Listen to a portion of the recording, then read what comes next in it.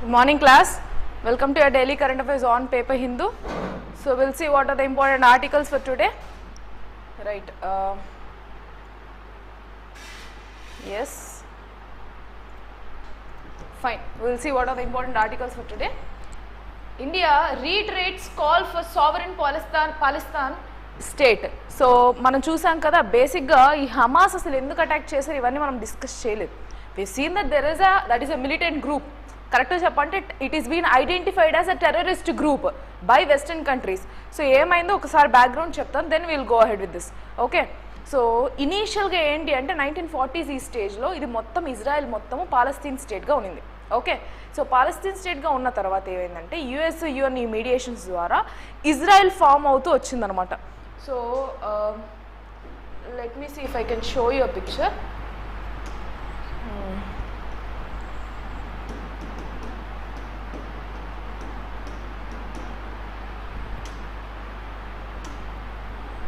ఇప్పుడు just second, let it B.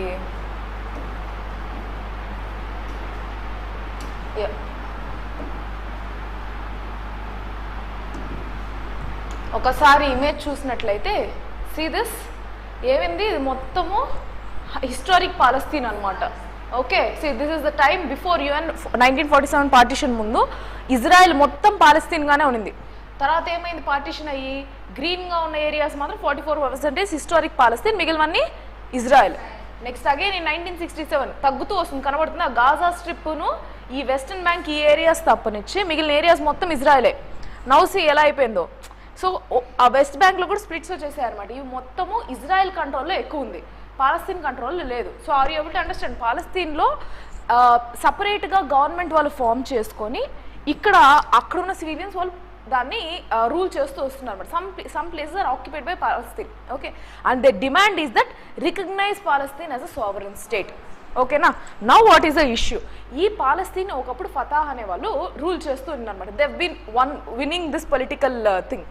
తర్వాత ఏమైందంటే హమాస్ బేస్డ్ పార్టీ విన్ అయింది. హమాస్ ఎవరు అని అంటే ఇంటర్నేషనల్గా వీళ్ళని western countries what they've done terrorist ఆర్గనైజేషన్గా గుర్తించబడింది, ఇస్లామిక్ గ్రూపింగ్ అనమాట. నా ప్రాబ్లం ఏంటి అంటే these people Hamas are also in Palestine, but there are certain civilians who are not even supportive to this Hamas. మీకు అర్థమవుతుందా? సో ఇన్నోసెంట్ పాలస్తీన్స్ ఉన్నారు, Hamas organisation. ఇప్పుడు టెర్రరిస్ట్ గ్రూపింగ్స్ ఉంటాయి. ఇప్పుడు పాకిస్తాన్లో టెర్రరిస్ట్ గ్రూప్ ఉందని అందరు పాకిస్తాన్స్ టెర్రరిస్ట్ కాదు కదా. Majorly developed there, majorly concentrated in Pakistan, but that doesn't mean that it is completely a terrorist based country, right? Okay, fine. Yes, so ఇప్పుడు issue ఇక్కడ ఏంటి అంటే ఈ పాలస్తీన్ స్టేట్ని సావరెన్గా గుర్తిస్తాము అని చెప్పి ఇండియా చెప్పింది. Because yesterday when you seen what is India stake on this, మనకు క్లియర్గా ఉంది కదా. What they have told that Pakistan told it is India can be a very good medium where it can mediate between Israel and Pakistan for a sovereign states and peaceful existence. అదే కదా చెప్పింది. ఇప్పుడు ఈ Hamas అనే వాళ్ళు ఏం చేస్తున్నారంటే మిలిటెంట్ గ్రూప్, ఇజ్రాయెల్ ఏం చేసిందంటే what it has started. So over this decades what you can identify this Palestine ఉన్న ఏరియాస్ తగ్గుతూ వచ్చింది అండ్ ఇంటర్నేషనల్ కన్వెన్షన్స్ని కూడా కొన్నిసార్లు అగేన్స్ట్గా వెళ్ళింది Israel. So now the issue what Hamas is trying to do is that these people that trying to occupy these west bank కావచ్చు, Gaza strip కావచ్చు. So ఈ యొక్క October 7th వీళ్ళు ఏం చేశారంటే గాజా స్ట్రిప్లో స్టార్ట్ చేశారు వైలేషన్. సో ఇక్కడ Iranian చేతులు లైక్ ఇరానియన్ ఒక సపోర్ట్ ఉందని కూడా కొంతమంది అంటారు కానీ బట్ అఫీషియల్ కన్ఫర్మేషన్ లేదు. Okay, so at mid night ఇమీడియట్గా స్టార్ట్ చేసి ఇజ్రాయలీ గవర్నమెంట్ మీద అటాక్ స్టార్ట్ చేశారు.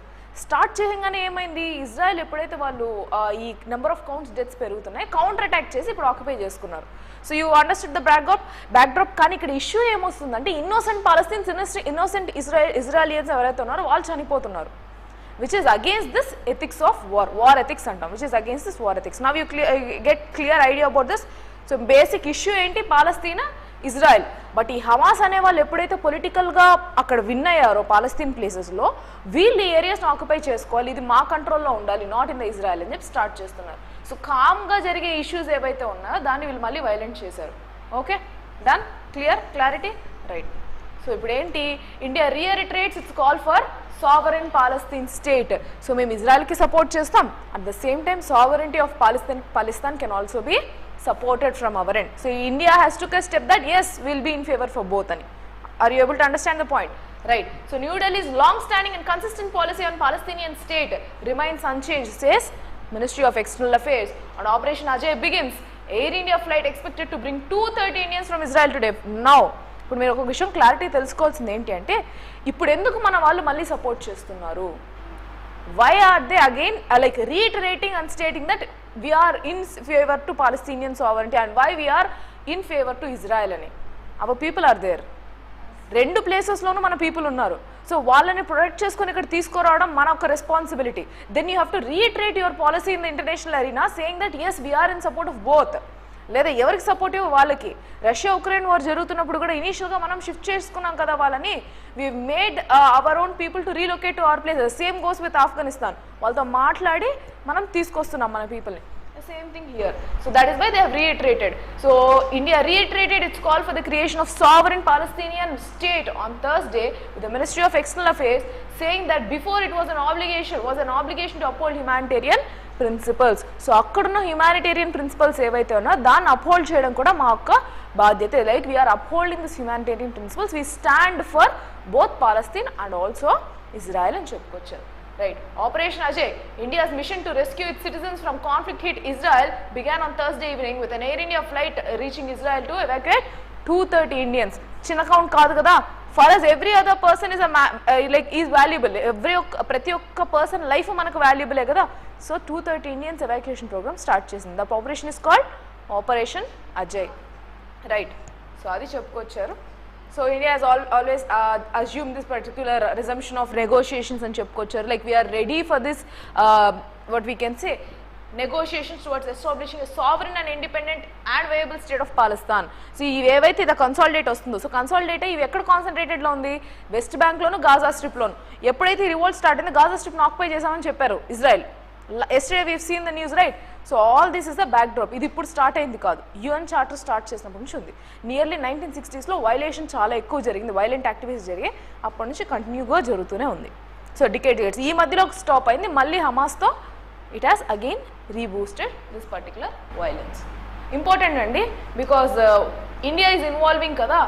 So we need to get through that. Next, inflation cooled to 5% in September. మనం అనుకున్నాం కదా ఈసారి రిటైల్ ఇన్ఫ్లేషన్ తగ్గుతూ వస్తుంది. So initially it was influenced by of course global issues ఏవైతే ఉన్నాయో దానివల్లనూ, and apart from that you have this El Nino conditions. ఇలా డిఫరెంట్ ఆస్పెక్ట్స్ రిటైల్ ఇన్ఫ్లేషన్ని ఎఫెక్ట్ చేస్తున్నాయి. క్రూడ్ ఆయిల్ ప్రైసెస్ ఇవన్నీ కూడా ఎఫెక్ట్ చేస్తున్నాయని చదివాం. And apart from that now in September what is the issue? Right now it has been cooled to 5%. Retail inflation కంట్రోల్కి వస్తుంది అనమాట. So India's retail inflation eased from 6.83% in ఆగస్ట్లో 6.83 peak వెళ్ళిపోయింది. మనం చెప్పుకున్నాం 6.6% కదా మనకి ఇన్ఫ్లేషన్ టార్గెటింగ్ మాక్సిమం, 6.83 వెళ్ళింది. ఇట్ ఈస్ బియాండ్ కంట్రోల్ అని డిస్కస్ చేసుకున్నాం. Right now it is 5.02%, breaking down the 2-month strike over the tolerance threshold by RBI. So what is our RBI tolerance threshold? Inflation targeting, which means 4 plus or minus 2% or 2 to 6% is our inflation targeting. ఇది last time చూసినప్పటికైతే ఆగస్ట్లో ఇది ఆ ఒక్క limitation ఏదైతే ఉందో 6% దాటింది. Right now it is under control. Right. So yes, with the rise of food prices easing to 6.6% for almost 10%. చెప్పా కదా ఫుడ్ ఇన్ఫ్లేషన్ పెరిగిపోయింది. ఎందుకు పెరిగిపోయింది? El Nino conditions. ఇక్కడ మనకు కరెక్ట్గా అవుట్పుట్ రాలేదు. సో ఎప్పుడైతే ప్రొడక్షన్ తగ్గుతుందో ప్రైసెస్ ఆటోమేటిక్గా పెరుగుతుంది. అండ్ బయట నుంచి కూడా మనం వాట్ వీ హెవ్ డన్, ఈ యొక్క ప్రైజెస్ని మనము కంట్రోల్లోకి తీసుకురావడానికి వాట్ ఈస్ దిస్ రైస్ కానీ వీట్ కానీ ఎక్స్పోర్ట్ స్టాప్ చేసాం, బ్యాన్ చేసాం మన కంట్రీ నుంచి. Other than this biryani rice ఏదైతే ఉందో ఆ రైస్ తప్ప, ఎస్ బాస్మతి తప్ప మిగిలిన అన్నీ కూడా ఎక్స్పోర్ట్స్ అనేది ఆపేసాం మనం. రైస్ బ్యాన్స్ చేసాం, రైస్ ఎక్స్పోర్ట్ బ్యాన్ అనేది చేసాం అనమాట. సో అలా ఒకటి కంట్రోల్ చేయడం వల్ల 10% ఉన్న రిటైల్ ఇన్ఫ్లేషన్ ఫుడ్ ఇన్ఫ్లేషన్లో 6.6% ఈజ్ అయింది. Okay. So retail inflation stood at 5.33% in September compared to 7% in August, while the price rise faced by urban consumers moderated to 4.6% from 6.6%. ఇదంతా అవసరం లేదు, మీకు ఓవరాల్గా 5% ఈజ్ అయిందని తెలుసుకోండి from August. Reason behind this అనేది మనకు ఆల్రెడీ తెలుసు. We have done all the necessary activities required. Next,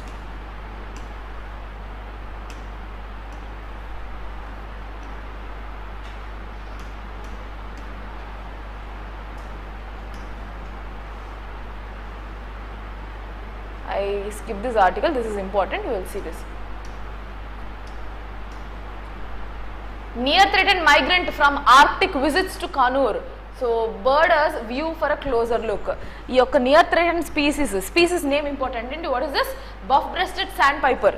okay, ఇది కానూర్ మల్లాపురంకి విజిట్ చేసింది అనమాట. This is a species which is nearly threatened. బేసిక్గా మీకు ప్రిలిమ్స్కి నియర్ థ్రెటెండ్ స్పీసీస్ ఇంపార్టెంట్ కాదు, నియర్ టు ఎక్స్టింక్ట్ కానీ థ్రెటెండ్ కానీ ఇలాంటి వల్నరబుల్ ఇలాంటివి ఇంపార్టెంట్ అనమాట.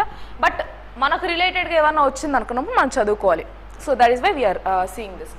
A rare yellow-legged కనబడుతుందా? Yellow-legged cute little bird that mesmerized the authorities of Kannur International Airport by flying 12,000 kilometers from the Arctic region to Kannur some years ago is back at Madhyapura, Kannur. So ఇది important. 12,000 kilometers Arctic region నుంచి ఇండియాకి వచ్చింది. Okay, అందుకని చెప్పి ఈ యొక్క near threatened species important అనమాట. ఒకప్పుడు ఎప్పుడో వచ్చింది years back and now it has again revisited. Mark this article too, this is important. I skip this marking. Okay, fine. So says Jayan Thomas, an ophthalmologist turned birder from Kannur who had sighted the buff-breasted sandpiper way back in 2010 saw the rare migrant bird again in Tuesday. ఎప్పుడు 2010 ఎప్పుడు, ఇప్పుడు 2013 23 ఎప్పుడు, almost after like 13 years this bird have visited India. Okay, fine. So if it was a bird's beauty and its 12,000 long kilometer flight that made the Kannur airport authorities to feature buff-breasted sandpiper at the airport's international terminal wall some years ago, it is the rarity of the bird that has been pulling ornithologists and birders to Madhyapura since Monday. So Monday నుంచి దీన్ని చూడడం జరిగింది. ఓకేనా? So near threatened species name buff breasted sandpiper. Okay, కానూర్లో కనపడింది. Nothing more than that is important. Right, next article.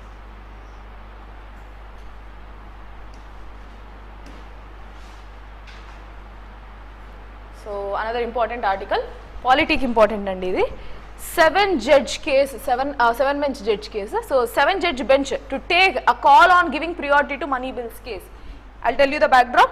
And ఇక్కడ పెద్దగా ఏమీ అంత లెవెల్ ఇంపార్టెంట్ కాదు, బికాస్ 7 bench కేసుకి రెఫర్ చేశారు. ఇది 7 జడ్జ్ బెంచ్కి రెఫర్ చేశారు. అవుట్పుట్ అనేది ఇంకా రాలా, but you need to know the backdrop. Basically which article in your constitution deals with money bills? 110 deals with your money bills. So issue ఏంటి యాక్చువల్లీ మనీ బిల్స్తో? What is the major criticism that money bills is actually facing? Like what misuse? That is the case actually. ఏంటి issue అంటే, ఇప్పుడు authority ఒక particular బిల్ని money bill అని చెప్పడానికి ఉన్న authority ఎవరిది? స్పీకర్ది. So in a parliamentary session if a speaker decides a particular bill as money bill, then what is the role of Rajya Sabha? Nullified, అసలు లేదు. వాళ్ళు యాక్సెప్ట్ చేసినా చేయకపోయినా మనీ బిల్ పాస్ అయిపోద్ది. So within the span of 14 డేస్లో అయిపోతుంది. వాళ్ళు accept చేసినా రివ్యూకి చెప్పినా అయిపోతుంది అనమాట. There is no joint session, there is no further discussion, right? So ఈ యొక్క మనీ బిల్ వల్ల అడ్వాంటేజ్ ఏంటి అంటే, ఇన్ ద గవర్నెన్స్ పర్స్పెక్టివ్, వాళ్ళ ఎవరైతే పార్లమెంటరీ పర్స్పెక్టివ్ చూసుకుంటే, లోక్సభ పర్స్పెక్టివ్లో రాజ్యసభ ఒక్క థాట్స్ కానీ రాజ్యసభ ఒక్క ఇన్పుట్స్ కానీ తీసుకోవాల్సిన అవసరం లేదు. ఇఫ్ ఇన్ కేస్ ఏదో ఒక బిల్ ఏదైతే సమ్ ట్రిగరింగ్ పాయింట్స్గా కానీ కాన్ఫ్లిక్ట్ ఆఫ్ ఇంట్రెస్ట్ ఎక్కువ ఉంటే, speaker is the person who will define it as a money bill, who will recognise it as a money bill. He is the last authority, final authority to discuss. So ఎప్పుడైతే తను దీన్ని money bill అని చేస్తారో, దాని మీద further discussion లేకుండా pass చేసేస్తారు. అసలు అది మనీ బిల్లా కాదా అన్నది కూడా అవసరం లేదు. Now the issue is that ఇలానే ఆధార్ కేసు కూడా చేశారు. Aadhar, how come it is related to money bill? How far it is related? When it is something related to society as a whole, India as a whole. So legislatures, state legislatures ni evarni kanukkokunda Aadhar bill anadi pass chesaru. So దీని మీద petitioners file చేశారు అన్నమాట case. ఏమనంటే, is the discretion of speaker the final one? Can't we question the discretion of speaker in the violation of this rules? అంటే money బిల్కు regulations ఏమైనా ఉన్నాయా? ఈ నామ్స్తోనే మనీ బిల్స్గా డిస్కస్ చేయాలా? ఇన్ కేస్ స్పీకర్ దీన్ని మనీ బిల్గా డిస్కస్ పెట్టినప్పుడు, when you categorise it into a money bill, is there any further place where we can further argue on its criteria for being selected as a money bill? Are you able to understand?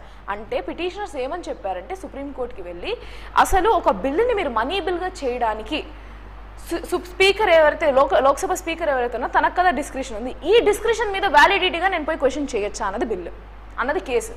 Okay, so that is the entire issue which they have mention.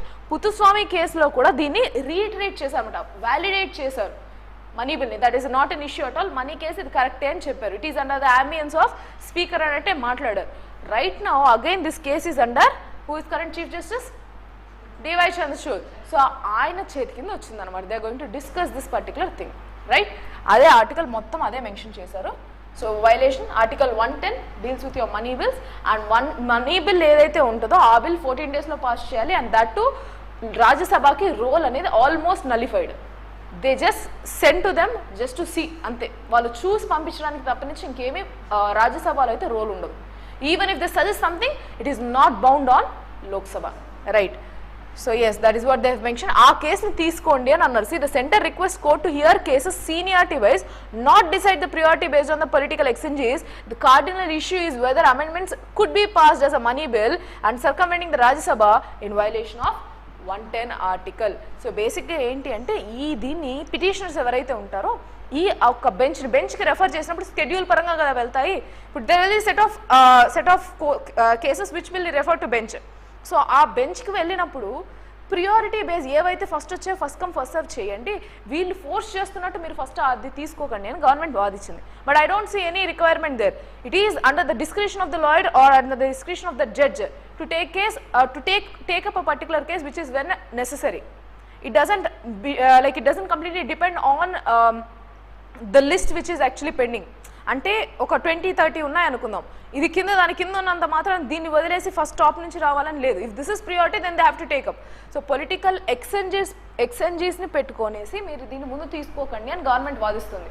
But they wanted to take up, Supreme Court wanted to take up this because it is under the discretion of the Supreme Court judge. It's not in the hands of government or anyone. జుడిషియరీని వాళ్ళు rule చేయలేరు కదా. So yes, and the cardinal issue is whether the amendments could be passed as a money bill. అమెండ్మెంట్స్ను కూడా money బిల్గా pass చేయొచ్చా? ఒక already existing బిల్ని amendment తీసుకొని వచ్చినప్పుడు ఎప్పుడైతే అపోజిషన్ నుంచి కావచ్చు రాజ్యసభ నుంచి ఎప్పుడైనా మనకి థ్రెట్ ఉంది ఈ బిల్ పాస్ అవ్వదు అనుకున్నప్పుడు ఆ బిల్లుని కూడా మనీ బిల్గా చేయొచ్చా అన్నది వాదింపు. Are you able to understand this? They are going to discuss and this is going to be a very good case which can be add on to your answer. Right,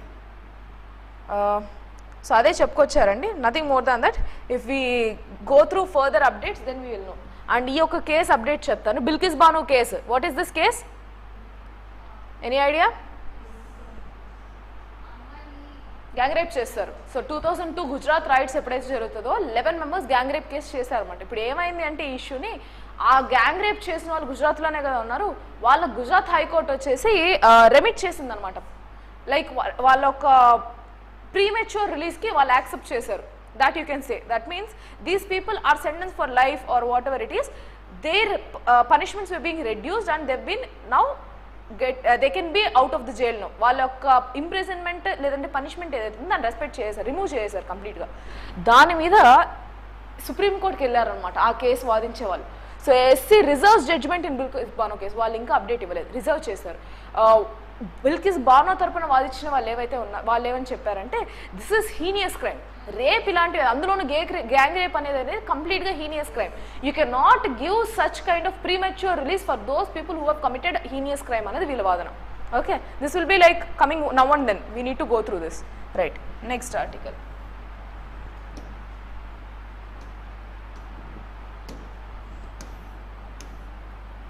proposals to acquire. ప్రతిరోజు మనం చూస్తున్నాం కదా ఏదో ఒకటి వస్తుంది defence related. Some or the other one, procurement or acceptance. Who is DAC? Defense Acquisition Council, a body in your defense. So, ee defense lo one of the autonomous body in cheppochu. Proposals for acquisition of aircraft carrier LCA MK-1A jets lined up for approval by DAC. So, akkada approvals ochindante then procurement start chestaru. So, this is something which is again important. The Defense Acquisition Council chaired by ever chair chestaru dini? Rajnath Singh, defense minister ఎవరైతే ఉన్నారో తనే chairman. So Rajnath Singh has 2 mega proposals lined up from the Navy and Air Force as is expected to meet by this end of this month. ఈ మంత్లో science జరిగితే జరగచ్చు వీటికి. ఈ end of మంత్లో మీటింగ్ జరుగుతుంది. So what are there requirements? So the proposals estimated to be cost over 1 lakh crore, చాలా పెద్దదండి ఇది, major projects. So aircraft carrier ఒకటిను, ఇంకొకటి జెట్స్ అనమాట, MK1. దీంతో పాటు వేరేవి కూడా ఉన్నాయి, will see.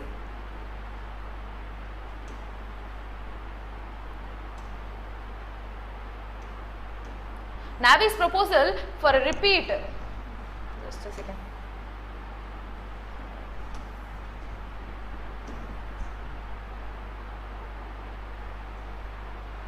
Yes, for a repeat order of Vikrant like aircraft carrier. Aircraft carrier చెప్పా కదా, Vikrant is indigenous or something which is being adopted. So Vikrant ఏంటిది, aircraft carrier. ఇలాంటిది ఇంకొకటి ఉందా మనకి? What is that? Vikramaditya. Is it indigenous? Adopted from Russia. So USSR Russia నుంచి తీసుకున్నాం అనమాట Vikramaditya. And right now is it commissioned or decommissioned? చేసి మళ్ళీ కమిషన్ చేశారు. Vikramaditya is in use right now, it is in use. So Vikrant is in use. అలాంటి ఒక ఇంకో aircraft క్యారియర్ని డిజైన్ చేస్తున్నారు. It is estimate with an estimation cost of 40,000 crore. So అది తీసుకొస్తున్నాం అని చెప్తున్నారు.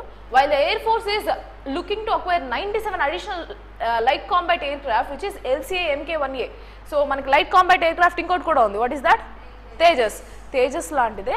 ఈ LCA MK1A estimated to be cost around 60,000 crore cost. ఎందుకు 97 అక్వైర్ చేస్తున్నాం. So we are not compromising anywhere on the pricing with regard to procurement అని అర్థం చేసుకోండి. So yes, GS is expected to meet on October 20 or 30 as per the source. And another proposal is regarding this Sukhoi, so Su-30 MK fighter jets in service with Air Force for the cost of 6,000 crore. ఈ రెండు major అండి. So Vikrant లాంటిది and further LCA the light combat aircraft. So ఈ రెండు major. Apart from they are going to discuss about this further procurement of Su-30 MKI, so which is again to be taken up by decision of Defence Procurement Board. So cleared by DPB. ఏవి clear అయిపోయాయి అంటే, so already clear the proposal of second indigenous aircraft carrier which is IAC-2 and 97 LCA MK1A. వీటికి already sign up అయిపోయింది. They have already been signed. The proposal cleared for IAC-2 was cleared in the mid-September. One of the highly placed resources said, and IAC-2 is displacing 45,000 tons. We will see some modifications in the new technologies incorporated original design in the country for the first indigenous aircraft, which is INS Vikrant, which was commissioned in September 2022. దానిలో include చేసిన, integrate చేసిన ఏవైతే state of art technologies ఉన్నాయి, దానిపైన technologies ఈ యొక్క IAC-2 అన్న దానిలో. ఇది is also second indigenous aircraft carrier. దీన్ని కూడా ఇది కాకుండా ఇంకొకటి ప్రొక్యూర్ చేయాలి, ఇంకొకటి చేసుకుందాము అని అన్నారు.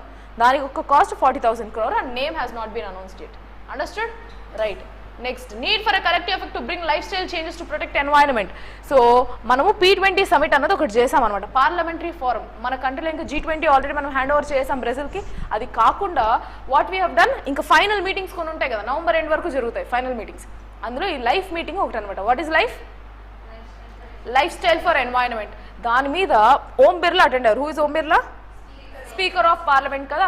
ఇలా డిఫరెంట్ కంట్రీస్ యొక్క స్పీకర్స్ అటెండ్ అయ్యి, డిఫరెంట్ పార్లమెంటరీ హెడ్స్ ఎవరైతే ఉన్నారో సో వాళ్ళందరూ అటెండ్ అయినప్పుడు మన ఓం బిర్లా ఏం చెప్పారంటే, we need this collective effort, we are already doing in the country, the same thing we expect with other countries too అని చెప్పారు. Lifestyle for environment, life. So framing policies and enacting laws are not enough to deal with the climate. Lok Sabha Speaker Om Birla on Thursday said that he advocated for a collective effort to bring lifestyle changes.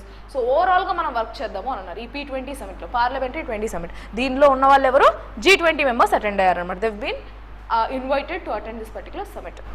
Okay, that is what they have mention. Laws చేద్దాం, policies చేద్దాం, integrate చేద్దాం అని చెప్పుకొచ్చారు.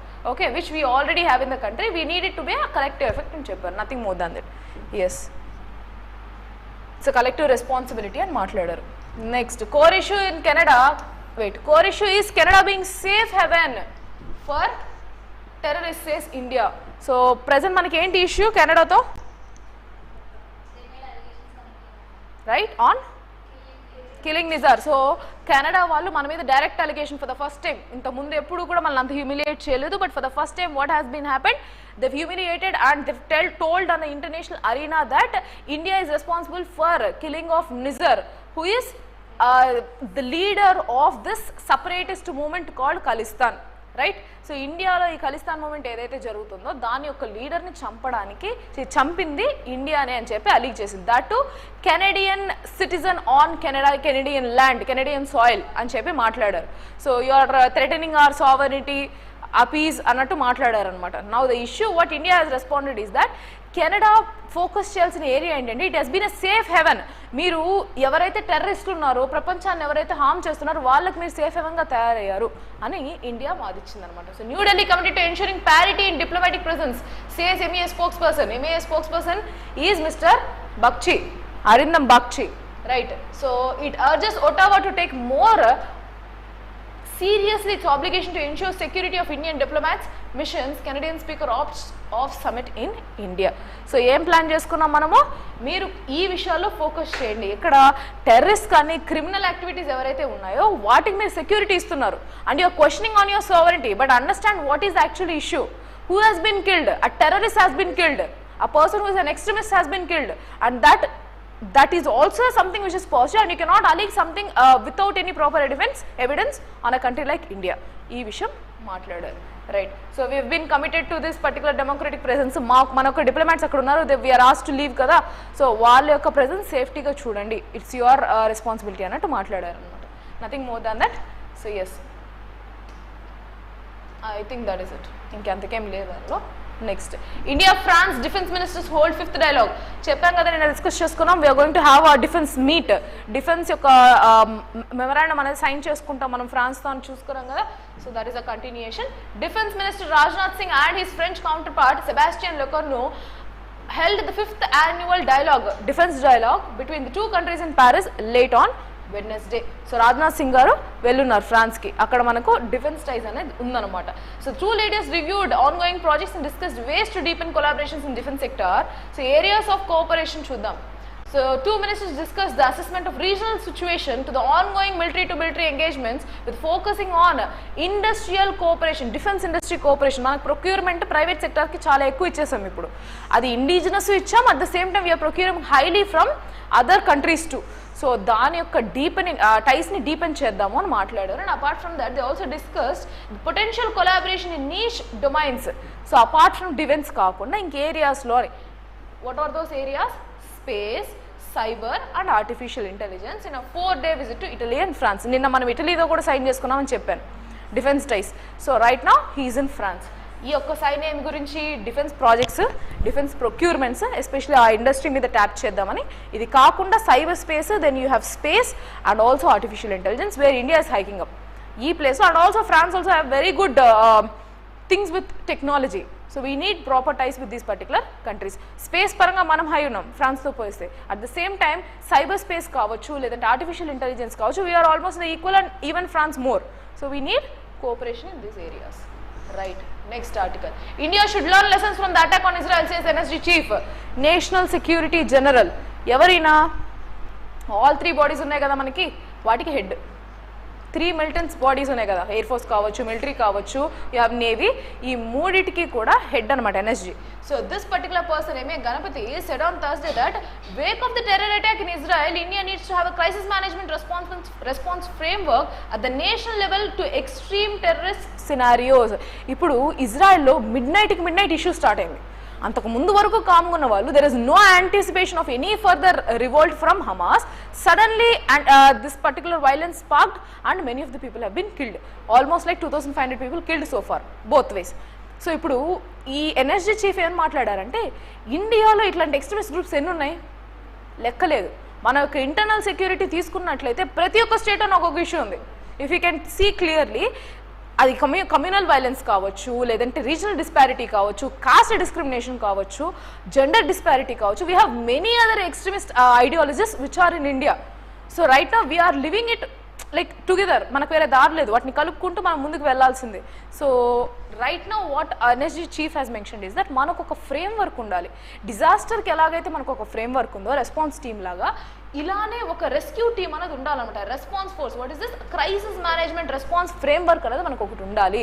ఇలాంటి ఒక ఇజ్రాయెల్లో జరిగిందని మనం ఒక లెసన్గా తీసుకొని we have to come forward to putting up a particular management thing. ఒక రెస్పాన్స్ ఫోర్స్ అనేది పెట్టుకోవాలి. మనము ఎలా అజెండా ఎలా ప్రొసీడ్ అవ్వాలి, 24 సపోర్ట్ ఉండాలా, ఎలా మనం ముందుకు వెళ్ళాలి అనేది లెసన్స్ మనం ఇజ్రాయెల్ నుంచి నేర్చుకోవాలి అని అంటున్నారు.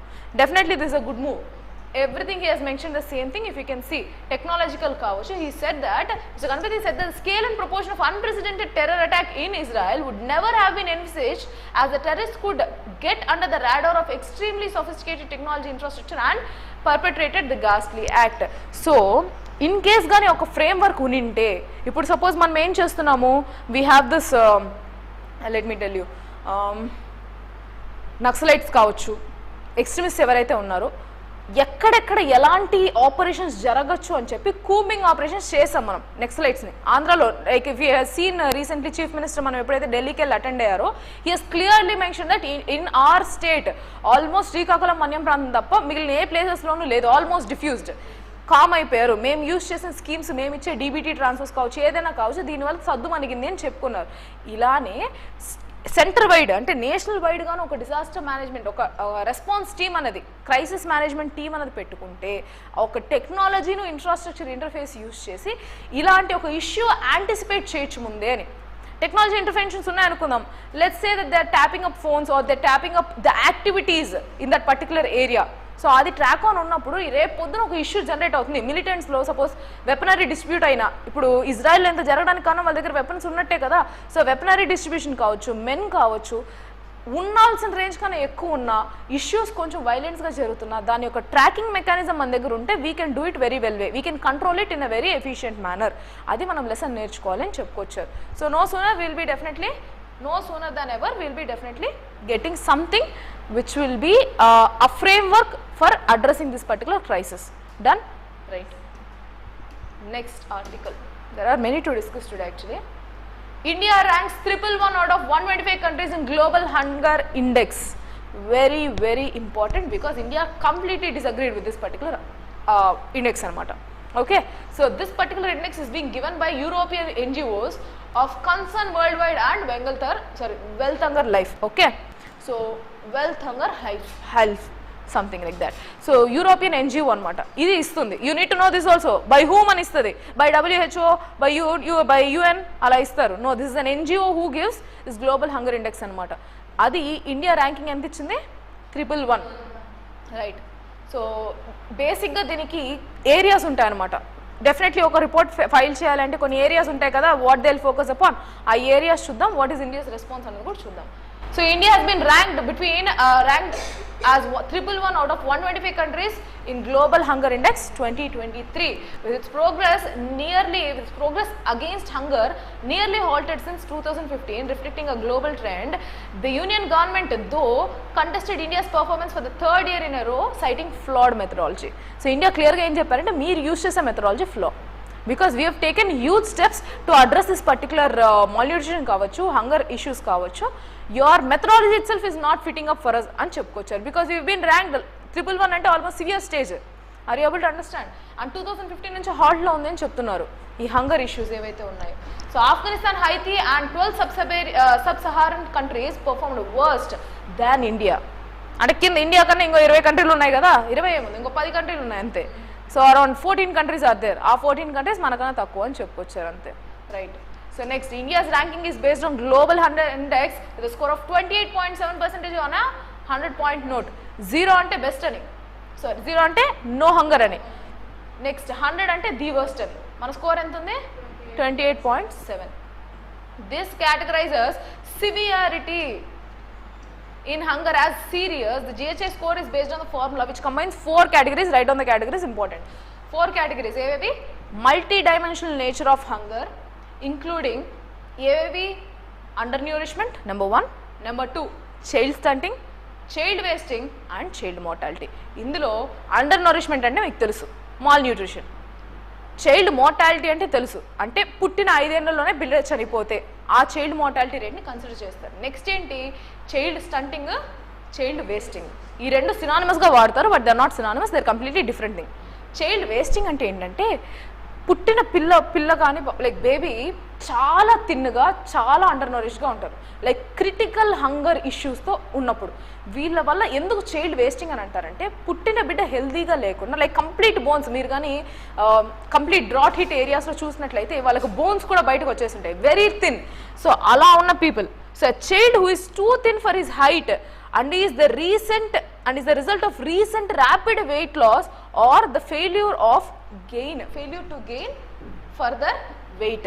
సో ఏంటంటే పుట్టినప్పుడు ఇష్యూ కాదు, పెరుగుతూ ఉన్నప్పుడు చాలా తిన్నగా అయిపోయి ఫుడ్ లేక ఆ ఒక్క ఏజ్కి తగ్గ హైట్, ఆ ఏజ్కి తగ్గ వెయిట్ లేనప్పుడు చైల్డ్ వేస్టింగ్ అని అంటాం. సో ఆ బిడ్డ వల్ల ఒక ఉపయోగం ఏమీ ఉండదు, మైండ్ గ్రోత్ కాదు. సో మైండ్ యొక్క ఎప్పుడైతే హెల్త్ కరెక్ట్గా లేదో, డైట్ కరెక్ట్గా లేదో, ఫుడ్ ఇంటేక్ కరెక్ట్గా లేదో, వాళ్ళ యొక్క వాట్ వీ కెన్ సే మన హ్యూమన్ రిసోర్స్కి వాళ్ళు యూజ్ అవ్వరు. That is why they are termed as child wasting. అర్థమైందా? Next child stunting. స్టంటింగ్ అంటే ఏంటంటే కంప్లీట్గా too short for his weight or height, అంటే తన ఏజ్కి ఇంకా చిన్నగా ఆ హైట్ రీచ్ కాకుండా, and her age and is a result of chronic or recurrent malnutrition. కంటిన్యూగా అంటే పెరిగే వయసులో ఏదో ఒక టైంలో వాళ్ళు కరెక్ట్గా మాల్ న్యూట్రిషన్ అయ్యో, కరెక్ట్గా ఫుడ్ తీసుకోకనో అలా అయినప్పుడు తన ఏజ్కి ఉండాల్సిన హైట్ కన్నా తక్కువగానే ఉండిపోవడం. అంటే వాళ్ళు పెరిగే స్కోప్ ఉంది. It's not because of jeans వల్ల పట్టుకుండడం వేరే, జీన్స్ వల్ల కాకుండా తను పెరగాల్సిన ఏజ్లో పెరిగే స్కోప్ లేని విధంగా ఓన్లీ బికాస్ ఆఫ్ ఫుడ్ ఆ పెరగలేనంటే వాళ్ళని చైల్డ్ స్టంటింగ్ అని అంటారు. Now you know the difference what is child wasting and child stunting.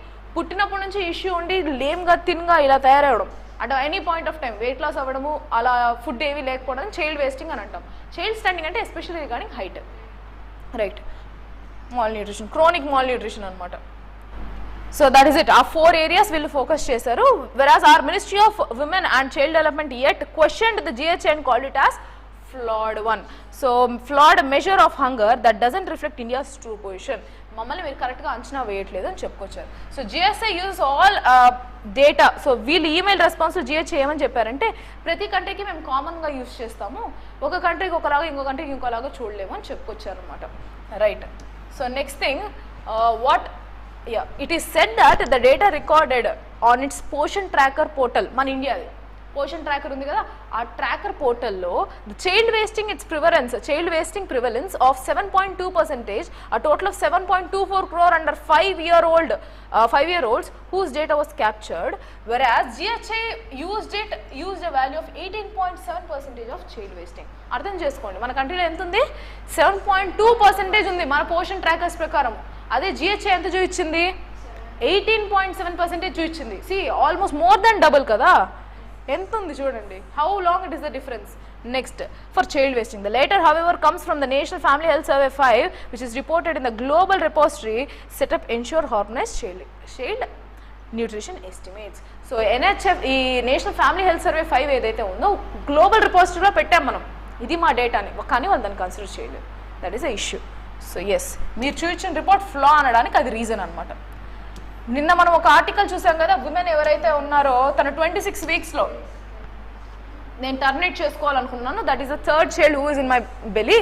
So నేను ఇప్పుడు తనని చూసుకోలేను because I'm already having 2 children, చూసుకోలేను కాబట్టి నాకు ఇప్పుడు 26th వీక్లో నేను ప్రెగ్నెన్సీ టర్మినేట్ చేసుకుందాం అనుకుంటున్నాను అని వెళ్ళింది. దీని మీద 2 జడ్జెస్ ఆల్రెడీ వాదించుకున్నారు and they both parted ways. So వాళ్ళు ఒక ప్రాపర్ ఆన్సర్కి రాలేకపోయారు and this been refer to CJ అని డిస్కస్ చేసుకున్నాం. 3 bench కోర్టుకి రెఫర్ చేయండి అని అడిగారు. 3 judge benchకి రెఫర్ చేయమని చెప్పి అడిగారు అనమాట.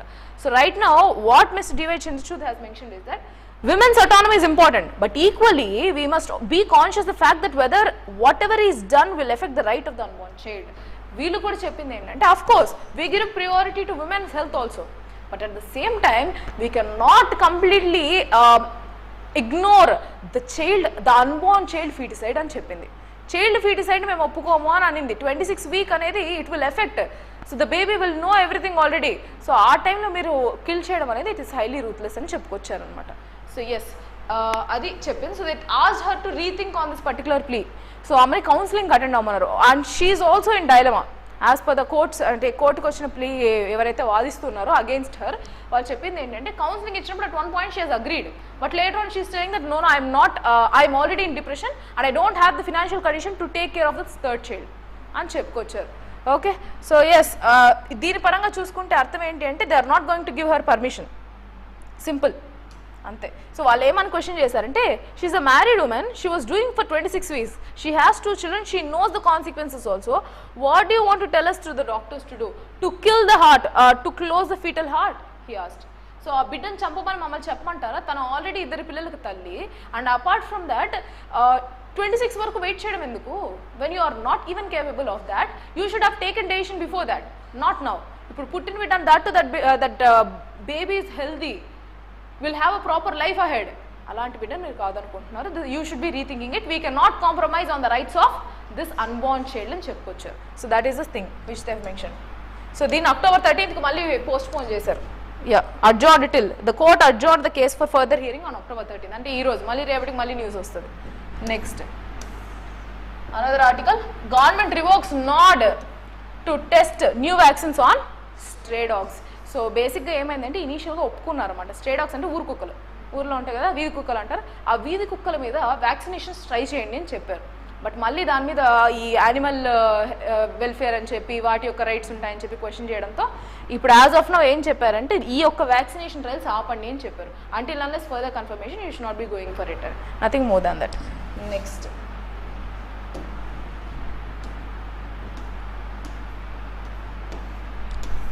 శ్రీలంక నిన్న చెప్పాం కదా they are going close with China అని చెప్పి వాళ్ళ దగ్గర నుంచి మనీ కోసం అని చెప్పి. And India also told that this is an unsustainable debt which you are opting for. You should be beware of the situations which the world is already facing with China అని చెప్పుకొచ్చింది ఇండైరెక్ట్గా. So right now reached deal with China's Exim bank on debt. China ఒక Exim bank ఏదైతే ఉందో శ్రీలంక అక్కడ నుంచి debt తెచ్చుకుంది. So that ఆ ఫస్ట్ ఇన్స్టాల్మెంట్ ఏదైతే ఉంటుందో, let me tell you, Sri Lanka says it has reached an agreement with the Exim Bank of China on key terms and principles for restructuring debt, a key step towards unlocking a second installment of 2.9 billion package from IMF aimed at rescuing the island nation from the dire economic crisis. ఈ instalment తీసుకునే ముందు వాళ్ళు కొన్ని norms ఇస్తారు కదా, నామ్ fill చేయాలి. So దానికోసం అని చెప్పి ఏం చేసింది, ఎగ్జిమ్ బ్యాంక్తో సైన్ చేసుకుంది అనమాట రీస్ట్రక్చరింగ్ కోసం. Are you able to understand? Now what you have to understand is that it is going to compromise on its sovereignty and a huge threat to India, right? So the finance minister said in a statement issued on Wednesday that the agreement covers 4.2 billion outstanding $4.2 billion outstanding debt and is an important step towards Sri Lanka's economic recovery. The statement said that the deal provides necessary fiscal space for Sri Lanka to implement its economic reform agenda. So as of now none adigithe this is something which is like వాళ్ళ యొక్క state sovereignty ఇంక పోయినట్లే most of thing. And 2022 ఏప్రిల్లో వీళ్ళ financial crisis చెప్పారు, వాళ్ళు bankruptcy అని చెప్పారు. $83 billion వాళ్ళు డెట్లోకి వెళ్ళిపోయారు, నెగిటివ్లో రన్ అయింది గవర్నమెంట్. అందుకని ఈ డెట్ రీస్ట్రక్చరింగ్ అనేది చేస్తున్నారు, రైట్? లేకపోతే కంప్లీట్ క్రైసిస్లోకి వెళ్ళిపోతుంది country. So they have no choice left. What is IIP? Index of industrial production. వాళ్ళకు ఒక 8 కేటగిరీస్ ఉన్నాయి, 8 డిఫరెంట్ థింగ్స్. సో దాని బేస్డ్ ఎంత ఉండొచ్చు, వాటి గ్రోత్ ఎంత ఉంది అని ప్రిడిక్ట్ చేస్తారు కదా. Right now how much it is 14-month high rich అయింది 10.3%. 14-month హై అంటే 1 year డేటా కాబట్టి ఇంపార్టెంట్, 1 year పైన వచ్చిన అప్డేట్ కాబట్టి ఇంపార్టెంట్ అనమాట. 1 year ముందు వరకు తగ్గుతూనే వచ్చింది లో on. Right now it is 10.3%. So index of industrial production ఏదైతే ఉందో surges as manufacturing uptick broadens, but weak exports impacted some segments. Output in consumer goods remains mixed with capital goods. So a record high production in 23-24. So right now you need to understand that this is the manufacturing growth which has given an uptick for IIP, right? Yes, India's industrial output surged for a 14-month high to 10.3%, revised with 6% in July. July lo 6% undi, ippudu anta indi August loki 10.3%. Very good growth, right? So aided by favorable base effects from last year when production levels have been contracted to 0.7% in the best manufacturing performing since its April నుంచి చూసుకుంటే ఇప్పుడు manufacturing చాలా హైలో ఉందన్నమాట మన కంట్రీలో. So electricity and mining కూడా పెరిగింది 15.3% for electricity and mining of 12.3%. Rest of the sectors not much required. అర్థం చేసుకోండి ఏ ఏరియాస్లో పెరుగుతుంది ఏ ఏరియాస్లో పెరగట్లేదు, రైట్? అదే కెమికల్ సెక్టార్లో అయితే తగ్గింది. Also, production in the export dependent apparel and the chemical sectors dropped to 17.1% and 4.3%. Computers electronics also fell 8.7%. ఎందుకు? చైనా మన రా ప్రొడక్ట్స్ తీసుకోవడం మానేసింది, మన మ్యానుఫ్యాక్చరింగ్ ఆపేసింది. So that is the result, right? Next, so apart from this we are left with one article, I guess. Yes. So global ఇండెక్స్లో మన ranking ఎంత? Global hunger ఇండెక్స్లో 311. నెక్స్ట్ ఇంకోటి ఏంటి, ఇండస్ట్రియల్ ప్రొడక్షన్లో ఎంత ఉంది? 10.3%. ఈ రెండు important as of no numbers. Next, the case for caste census in India. బేసిక్గా ఇందులో ఏమీ అంత ఇంపార్టెంట్ కాదు, కానీ బేసిక్గా చెప్తాను ఎందుకు ఆర్టికల్ వచ్చిందో. బీహార్లో క్యాస్ట్ బేస్డ్ సెన్సస్ ఇచ్చారు. Now the other opposition governments ఏవైతే ఉన్నాయో ఇండియా వైజ్ సెన్సస్ రిలీజ్ చేయండి అని చెప్పింది. ఓకే, సో దాని మీద డిబేట్ జరుగుతుంది. ఇందులో ఓబీసీకి ఒక రిజర్వేషన్ ఎలా ఉంది, దాని మీద కేసెస్ ఏ మీద జరిగాయి, దీనికి ఏ ఫేవరబుల్గా కేసెస్ జరిగాయి అనేది important. We will see. So Mandal commission is the one which recommended 27% of reservation for OBC in government services and educational institutions with aiming up to 50% of ceiling for reservation set by Supreme Court. So 50% ceiling పెట్టింది. అంటే ఏంటి, overall మొత్తం reservations ఏవి ఇచ్చినా అది 50% దాటకూడదు. SC కావచ్చు, ST కావచ్చు, ఓబీసీ కావచ్చు, ఎనీ అదర్ రిజర్వేషన్, ఈడబ్ల్యూసీ కావచ్చు, అదర్ బ్యాక్వర్డ్ క్యాస్టెస్ కావచ్చు, or economically weaker section EWS ఉంది కదా, ఇలా ఏవి కవర్ చేసినా అది 50% దాటకూడదు. ఇందులో 27% ఓబీసీకి ఇవ్వాలి అని చెప్పి డిసైడ్ చేసింది. రైట్, కానీ ఓబీసీ యొక్క పాపులేషన్ ఇండియాలో చాలా ఎక్కువ. Okay, now the Indra Sawhney case in 1992 upheld this OBC reservation based on criteria other than caste, allowing for OBC reservation public employment and education institutions. ఉంది కదా ఇప్పుడు ఓబీసీలో క్రీమీ లేయర్ కూడా ఉంది మనకి. Right, so the demand for the full cost enumeration in the national census has arisen to better understand the population share to caste groups. So ఇక్కడ ఏం చెప్తున్నారు అంటే ఈ కాస్ట్ ఎన్యూమరేషన్ అనేది మనకి చాలా ఇంపార్టెంట్. సో దట్ ఈ రిజర్వేషన్ అనేది మనం ఎలా స్ప్లిట్ చేయాలి, ఎవరెవరికి ఎకనామికల్గా సోషల్గా మనము అప్లిఫ్ట్మెంట్ ఇవ్వాలి అనేది కాస్ట్ వల్ల తెలుస్తుంది అని చెప్తున్నారు. Right, the opposition of the caste census arises from the fears from revealing the actual population share of OBC which could result in the increasing demands for reservation quotas. దీనికి negative ఏంటి అంటే, positive ఏంటి, ఎప్పుడైనా సరే cost census జరిగితే ఒక population strength ఎంత ఉంది అని తెలుస్తుంది, ఒక్కొక్క కమ్యూనిటీ పాపులేషన్ ఎంత ఉంది అని తెలుస్తుంది. దీనివల్ల ఇంపాక్ట్ ఏంటో చెప్తాను. ఇప్పుడు ఒక పర్టికులర్ గ్రూపింగ్ వాళ్ళు లీడర్ పొజిషన్లో ఉన్నారనుకుందాం. ఎప్పుడైతే ఈ కాస్ట్ కమ్యూనిటీ ఎక్కువ ఉంది, ఈ రిలీజియన్ కమ్యూనిటీ ఎక్కువ ఉంది అని తెలిసిందంటే వాళ్ళు పొలిటికల్ ఎరీనా వెళ్తారు, క్లాషెస్, కమ్యూనిటీ ఒక స్ప్లిట్ పెరుగుతుంది, కమ్యూనల్ వైలెన్సెస్ జరగచ్చు, రీజనల్ కాస్ట్ వైలెన్సెస్ జరగచ్చు. So that is something which is negative end అనమాట. పాజిటివ్ ఎండ్ ఏంటి, ఎప్పుడైతే వీళ్ళు ఐడెంటిఫై చేస్తారో గవర్నెన్స్ పరంగా ఎవరెవరికి టార్గెటెడ్గా స్కీమ్స్ ఇవ్వాలి, రిజర్వేషన్ ఎవరికి అలొకేట్ చేయాలి అని ఉంటుంది. సో ద ఇష్యూ ఫియర్స్ ఏంటి అంటే ఓబీసీస్లో ఒరిజినల్ షేర్ ఎంత ఉంది, పాపులేషన్ ఎంత ఉంది అని తెలిసినప్పుడు వీళ్ళు కోటాస్ ఎక్కువ డిమాండ్ చేస్తారు అన్నది point. That is why they are not revealing. Right, the Supreme Court validating reservation quotas beyond 50% threshold, there is a growing demand to expand this OBC reservation beyond 27% by Mandal Commission. So 27% kana ekku cheyandi overall population lo percentage of reservation ani. So Constitutional Act 103rd Amendment 2019 provided 10% reservation for EWS. ఇది మనకు తెలిసిందే, EWS కి extra reservation ఇచ్చారు, which challenges this 50% reservation ceiling which is ultimately upheld the Supreme Court in 2022. Right. Next, so to ascertain the accurate number of OBCs, the proportions in individual caste within the OBC category, a full caste enumeration through a national-wide socio-economic caste census considered necessary. So ఖచ్చితంగా caste census అయితే జరగాలి to at least identify, but the issues అనేది మనం already discuss చేసుకున్నాం, extremist issues ఏవైతే ఉన్నాయి. So yes, that is it about this. ఇది కాకుండా ఇక్కడ ఒకటి ఉంది, ఇది చూడాలి మీరు. Literacy rate in each particular, definitely not much required, but ఎప్పుడైనా సరే చెప్పాలి అనుకున్నప్పుడు ఎస్టీస్లో లిటరసీ రేట్ ఎంత ఉంది. So percentage of persons of 7 years and above by general education level 69.6% ఉంది ఎస్సీలో లిటరసీ రేట్ అనమాట. As per the household consumption, ఇది కాస్ట్ సర్వే కాదు కానీ డిఫరెంట్ అదర్ సర్వేస్లో ద్వారా వచ్చిన కాస్ట్ బేస్డ్ డిఫరెన్షియేషన్ అనమాట. సో లిటరసీ రేట్ ఎస్టీస్లో ఎంత ఉంది, 70% ఉంది. అదే సెకండరీ ఎడ్యుకేషన్ అయితే ఎంత ఉంది, 9.9, హైయర్ ఎడ్యుకేషన్ 6. ఎంత లెవెల్లో డ్రాస్టిక్ పడిపోతుంది చూడండి, ఎంతమంది ఉంది లిటరసీ రేట్. లేటర్ ఆన్ పెరిగే కొద్ది, పోస్ట్ గ్రాడ్యుయేషన్ పెరిగే కొద్ది ఎంత తక్కువ అవుతుంది చూసుకోండి. సో ఆల్మోస్ట్ ఎవ్రీ అదర్ ప్లేస్లోనూ పోస్ట్ గ్రాడ్యుయేషన్ అండ్ అబోవ్ అయితే తగ్గిపోతుంది. Right, next percentage distribution of workers in usual status. So employment అనమాట, క్యాజువల్ లేబర్ ఎంత ఉన్నారు, సెల్ఫ్ ఎంప్లాయిడ్ ఎంత ఉన్నారు. సో రెగ్యులర్ వేజ్ అయితే 12.3%, 19.8%, 20. ఇదెవరు పీరియాడిక్ లేబర్ సర్వే ప్రకారం 30.6%. వేరే సెల్ఫ్ ఎంప్లాయిడ్ అయితే మ్యాక్సిమం ఉన్నారు ఎస్టీలో, ఎస్సీస్లో 42, ఇక్కడ కూడా మ్యాక్సిమం ఉన్నారు. దేనిలో, ఇది ఓబీసీస్లో. Okay, you need to understand division ఎలా ఉంది. ఈ ఓవరాల్ అన్ని యాడ్ చేసి మీకు 100 వస్తుంది అంతే కదా, almost like 30, almost near to. Yes, so అలా గ్రూప్ ఏ గవర్నమెంట్ సర్వీసెస్లో ఏవి ఉన్నారు అని అంత ఇంపార్టెంట్ కాదు, బట్ జస్ట్ మీకు ఒక ఐడియాలజీ కోసం అంతే. So yes, that is about this article. That's it for today. Will meet again in tomorrow session. Thank you.